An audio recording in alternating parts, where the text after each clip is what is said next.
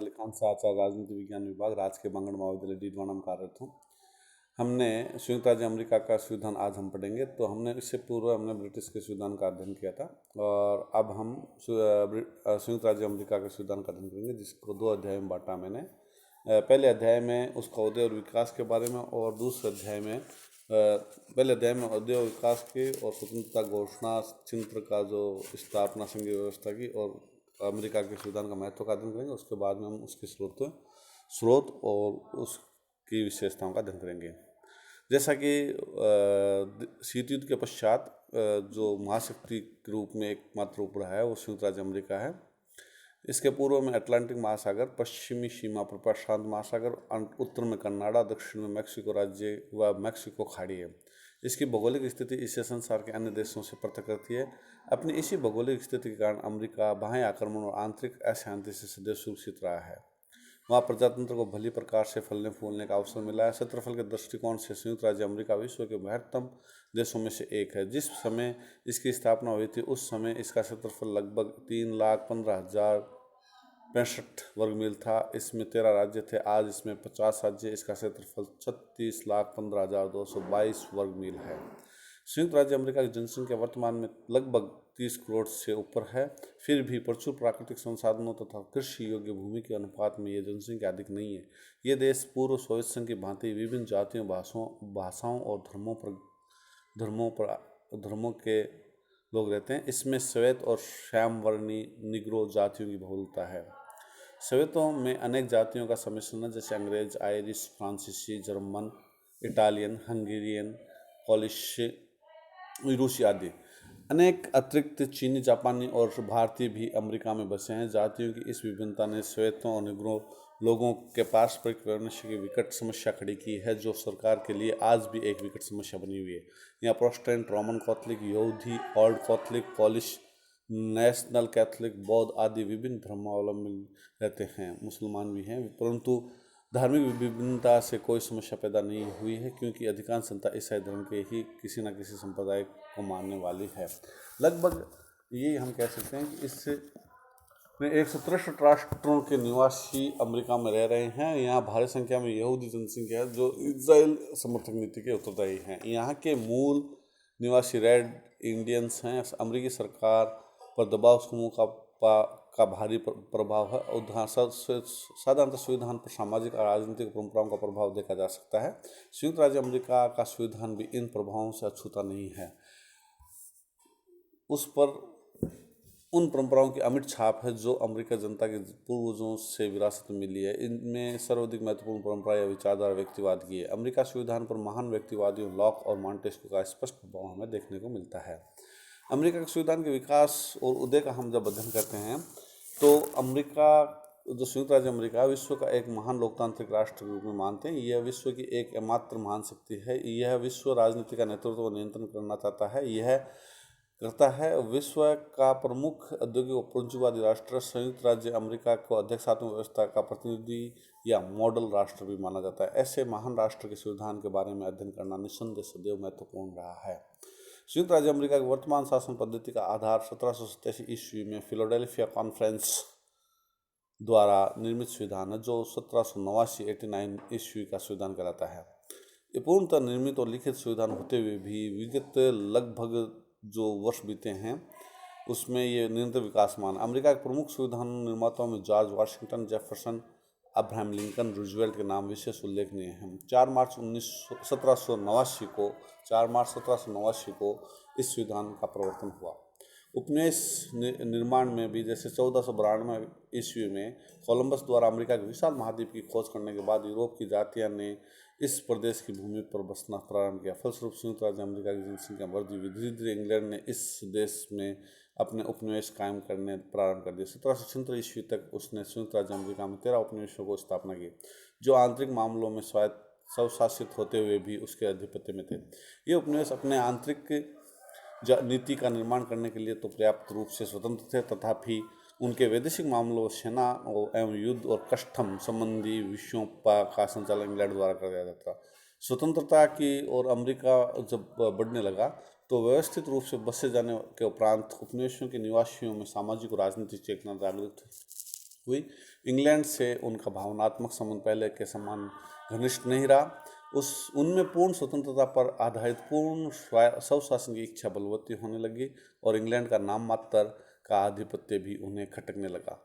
विभिन्न प्रशासकीय और आर्थिक कारणों से ब्रिटेन के विरुद्ध उपनिवेशवासियों का असंतोष बढ़ता गया। जब ब्रिटिश सरकार ने उपनिवेशवासियों पर नए कर लगाए तो उनमें विद्रोह की खुली भावना भड़क उठी। ब्रिटिश संसद आरोपित करों को चुकाना अस्वीकार करते हुए उन्हें बिना प्रतिनिधि के कोई कर नहीं, नो टैक्सेशन विदाउट रिप्रेजेंटेटिव्स की आवाज़ बुलंद हुई। इस समय ब्रिटिश संसद जिसमें अमेरिकी उपनिवेश के प्रतिनिधि को भेजने को अधिकार नहीं है, वह अमेरिका पर कर नहीं लगा सकती। इस आवाज़ को Sam, John Adams, Patrick Henry, Thomas Jefferson जैसे क्रांतिकारियों ने बुलंद किया।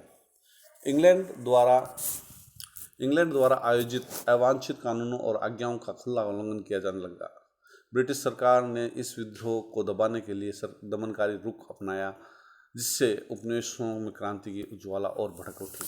मैसाचुसेट्स के निवासियों ने क्रांति का नेतृत्व किया। उनके प्रयासों के फलस्वरूप 5 सितंबर 1776 को 12 उपनिवेशों के प्रतिनिधियों का सम्मेलन फिलाडेल्फिया नगर में हुआ, जिसे प्रथम महाद्वीपीय कांग्रेस, द फर्स्ट कॉन्टिनेंटल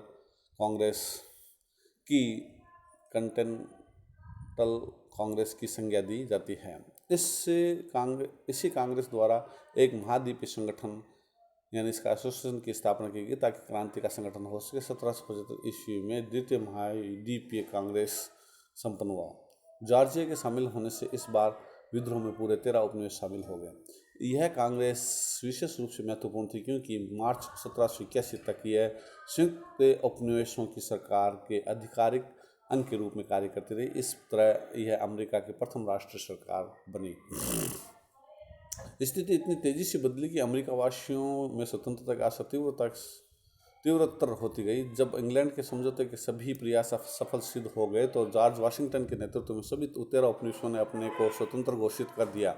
4 जुलाई 1776 को ब्रिटिश सम्राट के प्रति अपने स्वामी भक्ति का त्याग कर दिया। वे स्वतंत्र और प्रभुसत्ता संपूर्ण राज्य बन गए। अमेरिका स्वतंत्रता की घोषणा में कहा गया कि इन अधिकारों की रक्षा हेतु ही मनुष्य सरकारों की स्थापना करता है। उसे शासन करने का अधिकार भी जनता की अनुमति से ही प्राप्त होता है। जब कभी कोई शासन इन उद्देश्यों के लिए घातक बन जाए तब लोगों का अधिकार होता है कि वे उसे बदल दे या समाप्त कर दे, ऐसे नवीन शासन की स्थापना करें जिससे उनकी अपनी सुरक्षा, सुख समृद्धि, स्थायी रहने की सबसे अधिक आशा हो। यानी कि नई सरकार ने निश्चय किया कि स्वतंत्रता घोषणा के आधार पर शांति संधि पर कर ली जाए। 1783 की संधि पर अविधिवत हस्ताक्षर हो गए, जिसमें यह स्वीकार किया गया कि सभी 13 उपनिवेश स्वतंत्र संपन्न राज्य होंगे।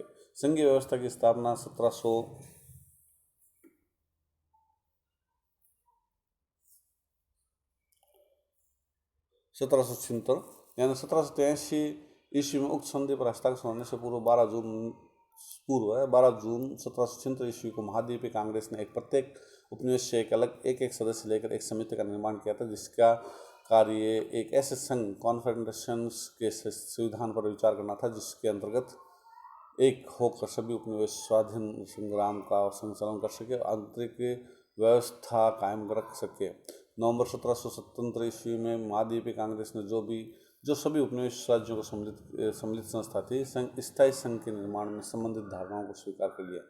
1 मार्च 1781 तक सभी राज्यों ने संघ और संवर्ग की इन धाराओं का पर अपनी स्वीकृति दे दी। उसी दिन से धाराएं लागू हो गई। ये धाराएं अथवा अनुच्छेद ही संयुक्त राज्य अमेरिका का प्रथम संविधान थी। इस संघीय व्यवस्था को अस्थायी रूप से 1777 ईस्वी में ही लागू किया गया ताकि युद्ध में बाधा ना पहुंचे। उपरोक्त संविधान के अंतर्गत एक ऐसी केंद्र सरकार की स्थापना की गई जिसके अधिकार निश्चित और सीमित थे। ये अत्यंत निर्बल और कमजोर संघीय व्यवस्था थी, जिसमें राज्यों की तुलना में केंद्र की स्थिति बहुत कमजोर थी। उसके पास वास्तविक शक्ति का सार्थ अभाव था। विभिन्न कमजोरियों के कारण यह व्यवस्था स्थायी सिद्ध नहीं हो सकी। कुछ ही समय बाद इस व्यवस्था के विरुद्ध असंतोष व्याप्त हो गया। फिलाडेल्फिया सम्मेलन और नए संविधान का निर्माण शीघ्र ही यह स्पष्ट हो गया कि 1776 की संघीय व्यवस्था में आवश्यक परिवर्तन किए जाने वांछनीय हैं। इस दृष्टि से संविधान की धाराओं में सुधार के भी प्रयत्न किए गए, किंतु वे सफल ना हो सके। और राज्यों में गृह युद्ध छिड़ जाने का भय उत्पन्न हो गया। इस स्थिति का परिणाम ये हुआ कि केंद्र को शक्तिशाली बनाने और विधान में तुरंत परिवर्तन करने के लिए संपूर्ण देश में एक आंदोलन उठ खड़ा हुआ। इस आंदोलन का नेतृत्व जॉर्ज वाशिंगटन ने किया। 1787 में कांग्रेस ने संघीय नियमावली को संशोधित करने और संघ को दृढ़ बनाने की दृष्टि से एक सम्मेलन को बुलाने का प्रस्ताव पारित किया। फलस्वरूप 25 मई 1787 में फिलाडेल्फिया में यह महान सम्मेलन हुआ, जिसमें 12 राज्यों के 55 प्रतिनिधि भाग लिया। केवल रोड द्वीप ने अपना कोई प्रतिनिधि नहीं भेजा। इसकी अध्यक्षता जॉर्ज वाशिंगटन ने की। प्रतिनिधियों की योग्यता को देखकर जेफरसन ने इस सम्मेलन को देवताओं की सभा कहा। फिलाडेल्फिया सम्मेलन में विचार विमर्श के समय यह स्पष्ट हो गया कि 1776 के संघीय ढांचे में सुधार मात्र से काम नहीं चलेगा, वरन एक पूर्णतः नवीन संवैधानिक ढांचा तैयार करना होगा, जिसमें स्वशासित राज्यों और शक्तिशाली केंद्र की शक्ति का उचित सामंजस्य होगा। लगभग 4 माह के बाद 17 सितंबर 1787 को सर्वसम्मति से एक प्रलेख बन पाया, जिसमें नवीन शासन विधान स्वीकार किया गया। यह निश्चित किया गया कि इसे लागू करने के लिए 13 में से कम 9 राज्यों का सम्मेलन उससे अलग अलग स्वीकार कर ले। उसके बाद ही संविधान में की गई प्रशासनिक व्यवस्था के संबंध में राज्यों के गंभीर मतभेद व्याप्त हो गए और 1787 ईस्वी के अंत तक केवल 3 राज्यों को स्वीकृति प्राप्त हो सकी। वास्तव में संपूर्ण देश को 2 दलों में बंट गया। एक दल के लोग संघ विरोधी एंटी फेडरलिस्ट थे। वे केंद्र को अधिक शक्तिशाली बनाने के पक्ष में नहीं थे और चाहते थे कि केंद्रीय शासन स्वतंत्र राज्यों को एक शिथिल संगठन मात्र बना रहे। दूसरे दल के लोग संघ समर्थक फेडरलिस्ट थे, जो केंद्रीय सरकार को पर्याप्त रूप से शक्तिशाली बनाना चाहते थे। नए प्रस्तावित संविधान को बहुत से लोगों द्वारा इस आधार पर भी विरोध किया गया कि उसमें अधिकार बिल यानी बिल ऑफ राइट्स की व्यवस्था नहीं की गई थी, जिसमें लोगों की स्वतंत्रता का खतरा पैदा हो सकता था। संघात्मक शासन के समर्थकों ने संविधान में केवल अधिकार की बात नहीं, वरन संविधान में मात्र प्रथम 10 नए संशोधन करके उसे लागू भी कर दिया गया। इसका परिणाम ये निकला कि उन राज्यों ने भी अब प्रस्तावित संविधान को राज्य का आवश्यक असंख्या स्वीकृति प्रदान की गई। तब संवर्ग का संघ की कांग्रेस ने एक विधि द्वारा यह आदेश जारी किया कि नए संविधान के अनुसार निर्वाचन हो और नई सरकार 4 मार्च 1789 से देश का शासन भार संभाल ले। निर्वाचन हुए, सीनेट के सभासद और कांग्रेस के प्रतिनिधि चुने गए और जॉर्ज वाशिंगटन राष्ट्रपतित्व में नई सरकार ने कार्यभार संभाला। इस प्रकार पुराना संघ या संवर्ग समाप्त हो गया और नया संघ अस्तित्व में आया। आज अमेरिका के संयुक्त राज्य में 50 राज्यों का संघ है। यह उसी संविधान से आबाद है जिसे 1789 में बनाया गया था। अमेरिका संविधान का महत्व के बारे में हम पढ़े तो संयुक्त राज्य अमेरिका की वर्तमान शक्ति और समृद्धि का एक ठोस आधार वहाँ का संविधान है। अपनी विलक्षण संवैधानिक और राजनीतिक व्यवस्था के कारण ही अमेरिका 200 वर्ष से अधिक समय की विपुल चुनौतियों का सफलतापूर्वक सामना कर सका है। भारत और विश्व के अनेक देशों ने अपने संविधान के निर्माण में इसके महान संविधान से बहुत कुछ ग्रहण किया। इस संविधान के महत्व को इंगित करते हुए जेम्स बेक का कहना है कि अमेरिका संविधान एक महान भावना है, एक उत्कृष्ट उदात्त घोषणा और वास्तव में शासन की नैतिकता की विजय है। वह राज्य का समुचित कार्य क्षेत्र राज्य को समर्पित करती है, किंतु जनता के मूलभूत नैतिक अधिकारों को सुरक्षित रखकर ईश्वर के पास ही रहने देती है। अमेरिका का संविधान एक क्रांतिकारी प्रलेख है। यह मध्यम वर्ग और समझौते का परिणाम रहा है तथा मानव स्वतंत्रता के सिद्धांत का उद्घोषक है। जिन मुख्य बातों ने अमेरिकी संविधान को अध्ययन के लिए विशेष महत्वपूर्ण बनाया वे निम्नलिखित है। जैसे संयुक्त राज्य अमेरिका विश्व का एकमात्र महाशक्ति के रूप में यानी सुपर पावर है। सोवियत संघ के विघटन के बाद संयुक्त राज्य अमेरिका विश्व की एकमात्र महाशक्ति रह गई है। वर्तमान में द्विध्रुवीय व्यवस्था के स्थान पर एक ध्रुवीय स्थापना हो गई। वर्तमान में संयुक्त राज्य अमेरिका विश्व राजनीति को नियंत्रित करता है, अतः उसकी साधारण सी क्रिया प्रतिक्रिया विश्व राजनीति को प्रभावित करती है। अमेरिकी राष्ट्रपति की कार्यशैली पर विश्व का भरोसा निर्भर होता है, भाग्य निर्भर करता है, अतः स्वाभाविक है कि ऐसे महान देश की शासन व्यवस्था का ज्ञान प्राप्त करना हमें आवश्यक है। विश्व का प्रथम लिखित संविधान है। अमेरिका को नई दुनिया कहा जाता है, लेकिन इसका संविधान विश्व का सर्वाधिक प्राचीन लिखित संविधान है। अमेरिकी संविधान के निर्माण से पूर्व प्राय यही समझा जाता था संविधान का विकास होता है, वे अलिखित होते हैं, लेकिन फिलाडेल्फिया सम्मेलन संविधान को लिखित रूप में रचना कर एक नवीन सूत्रपात किया जाता आज सर्वमान्य हो गई है। ब्रिटेन भी जिसका संविधान विकसित और अलिखित माना जाता है, आज इस और अग्रसर है कि उसके संविधान के अलिखित अंशों को यथाशीघ्र और यथासंभव लिखित रूप दे दिया जाए। हमें ग्लैडस्टोन की इस उक्ति का सहमत होना पड़ेगा कि अमेरिका संविधान मानव जाति की आवश्यकता और मस्तिष्क में उत्पन्न किसी निश्चित समय की सर्वाधिक आवश्यकतापूर्ण कृति है। संविधान की श्रेष्ठता और स्थिरता के बारे में भी हम कह सकते हैं कि इसका महत्व है, यानी अमेरिका संविधान का महत्व अन्य कारण है कि संविधान की श्रेष्ठता है। यह संविधान विशिष्ट गुणों से विभूषित है। संविधान शास्त्रियों ने इसे विश्व का सर्वश्रेष्ठ संविधान माना है। अमेरिकी संविधान का स्थायित्व इस विषय को महत्व प्रदान करता है कि संयुक्त राज्य अमेरिका विविधताओं से परिपूर्ण देश है। इन सब विविधताओं के बावजूद अमेरिकी संविधान अपने मौलिक स्वरूप को बनाए रखने में सफल रहा है। विभिन्न संशोधनों के बाद भी इसकी मूल आत्मा अपरिवर्तित रही है, जो इसकी स्थिरता की परिचायक है। संघात्मक शासन व्यवस्था अमेरिकी संविधान के इस विश्व को एक महत्वपूर्ण, जैसा कि न्यूमैन ने भी कहा है कि ब्रिटिश संसद को जिस प्रकार सांसदों की जननी कहा जाता है, उसी प्रकार संयुक्त राज्य अमेरिका को संघात्मक शासन व्यवस्था का जनक कहा जाता है।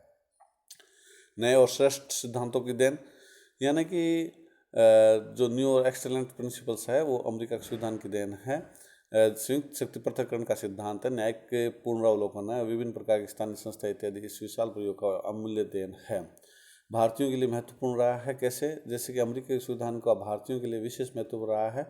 संघात्मक शासन व्यवस्था, संविधान की सुरक्षा की धारणा, मौलिक अधिकारों की व्यवस्था, सर्वोच्च न्यायालय आदि से संबंधित अनेक प्रावधान हमने एक बड़ी सीमा तक अमेरिकी संविधान से ग्रहण किया है। भारतीय राष्ट्रपति की विशिष्ट शक्तियाँ, न्यायिक पुनरावलोकन आदि को की अमेरिकी संविधान भी की देन है। एक गतिशील संविधान के रूप में प्रासंगिक है अमेरिकी संविधान, जैसे कि हम कह सकते हैं कि अमेरिकी संविधान यद्यपि कठोर है तथापि बदली हुई परिस्थिति के अनुसार ढलने की इसमें अपूर्व क्षमता है। ब्रोगन ने लिखा है कि यह संविधान अभी तक जीवित और गतिशील है। इस संविधान के अंतर्गत जिस शासन पद्धति की स्थापना हुई उसने अमेरिकी समाज और राष्ट्र को महानता प्रदान की। अतः एक गतिशील संविधान के रूप में अमेरिकी संविधान की प्रासंगिकता बरकरार है। अब हम इसके पश्चात हम अमेरिकी संविधान के जो स्रोत हैं उनका अध्ययन करेंगे इस अध्याय के पश्चात, और उसके बाद में उसके अमेरिकी संविधान की विशेषताओं का अध्ययन करेंगे। धन्यवाद।